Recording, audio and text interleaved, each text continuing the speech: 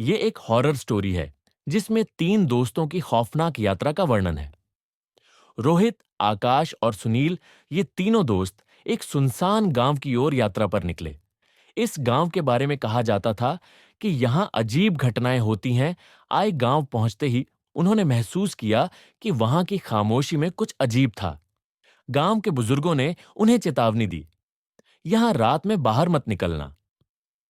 रात का समय आया और तीनों दोस्तों ने गांव का जायजा लेने का फैसला किया। जैसे ही वे गांव के पुराने स्कूल के पास पहुंचे, उन्होंने देखा कि खिड़कियों से हल्की रोशनी आ रही है। ये देखकर वे आश्चर्यचकित रह गए, क्योंकि स्कूल सालों से बंद था। उन्होंने हिम्मत जुटाई और स्कूल के अंदर घुस गए। अंदर का नजारा चौंका देने वाला था। दीवारों पर अजीबो-गरीब चित्र बने थे और हर तरफ धूल जमी हुई थी। तभी उन्हें एक अजीब सी आवाज सुनाई दी, मानो कोई फुसफुसा रहा हो। आवाज का पीछा करते हुए वे स्कूल के तहखाने में पहुंचे। वहां का नजारा और भी भयानक था। एक पुराना बक्सा बीचों बीच रखा हुआ था और उसके चारों ओर मोमबत्तियां जली हुई थीं। अचानक बक्सा अपने आप खुल गया और उसके अंदर से एक धुंधली आकृति निकली। तीनों दोस्त बुरी तरह डर गए और भागने लगे, लेकिन दरवाजा बंद हो चुका था। तभी आकृति ने बोलना शुरू किया, तुमने मेरी नींद में खलल डाला है, अब तुम मेरे साथ यहीं रहोगे। यह सुनते ही उनका खून जम गया। आकृति धीरे धीरे उनकी ओर बढ़ने लगी। रोहित ने हिम्मत कर बक्से की ओर देखा तो उसमें एक पुरानी डायरी मिली। उसने जल्दी से डायरी खोली और उसमें लिखे मंत्र को पढ़ा। मंत्र पढ़ते ही आकृति धीरे धीरे गायब होने लगी और दरवाजा खुल गया। भागते भागते वे दोस्त गांव के बाहर निकल आए।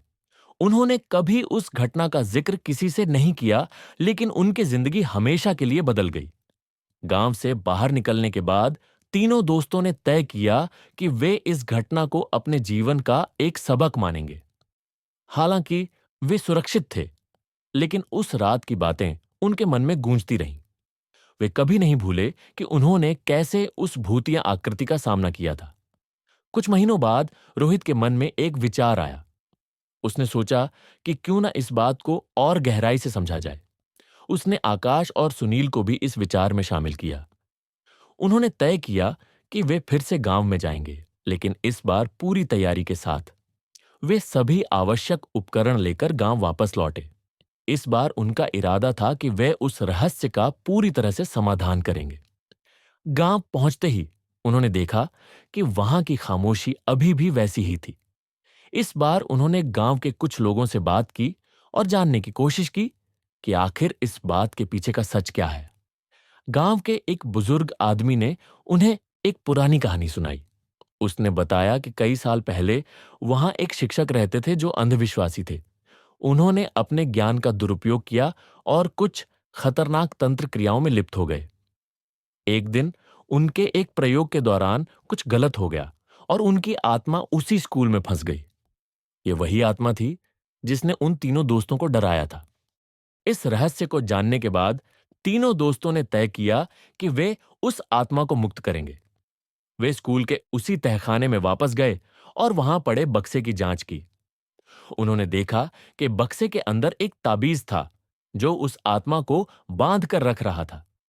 उन्होंने वह ताबीज उठाया और गांव के एक पवित्र स्थान पर जाकर उसे नष्ट कर दिया। यह करते ही उन्हें लगा जैसे गांव के वातावरण में एक बदलाव आया है। हवा में हल्की सी शांति थी, जैसे कोई बोझ हट गया हो। इस तरह उन्होंने इस कहानी का अंत कर दिया और आत्मा को मुक्त कर दिया। गांव के लोग भी अब अधिक सुरक्षित महसूस करने लगे। तीनों दोस्तों ने महसूस किया कि उन्होंने न केवल एक रहस्य सुलझाया, बल्कि एक आत्मा को भी शांति दी। इस कहानी का पहला भाग समाप्त होने के बाद रोहित, आकाश और सुनील ने महसूस किया कि गांव के लोग अब अधिक सुरक्षित महसूस कर रहे थे। हालांकि इस कहानी का असर उनके दिल और दिमाग पर गहरा था।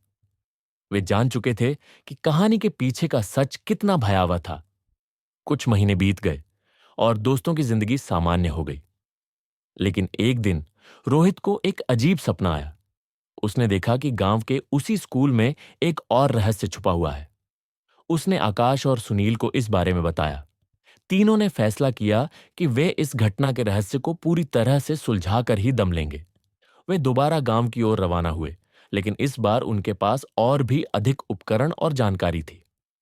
गांव पहुंचते ही उन्होंने महसूस किया कि वहां की खामोशी में एक नई बेचैनी थी। इस बार उन्होंने गांव के कुछ और बुजुर्गों से बात की। एक बुजुर्ग महिला ने उन्हें बताया कि स्कूल के नीचे एक और तहखाना है, जो अब तक किसी को नहीं मिला। इस रहस्य को जानने के बाद तीनों दोस्तों ने तय किया कि वे उस छुपे हुए तहखाने को ढूंढेंगे। यह कहानी अब और भी रोमांचक होने वाली थी।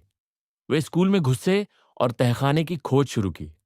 काफी खोजबीन के बाद उन्हें एक गुप्त दरवाजा मिला जो फर्श के नीचे छुपा हुआ था। दरवाजा खोलते ही उन्हें एक गहरी सीढ़ी दिखाई दी जो और भी नीचे जा रही थी। हिम्मत जुटाते हुए तीनों नीचे उतरे। वहां का दृश्य और भी भयानक था। दीवारों पर अजीबो गरीब चित्र बने थे और हर तरफ धूल जमी हुई थी। तभी उन्हें एक और बक्सा दिखाई दिया जो पिछले बक्से से भी बड़ा था। उन्होंने बक्सा खोला तो उसमें एक और ताबीज मिला, लेकिन इस बार ताबीज के साथ एक पुरानी किताब भी थी।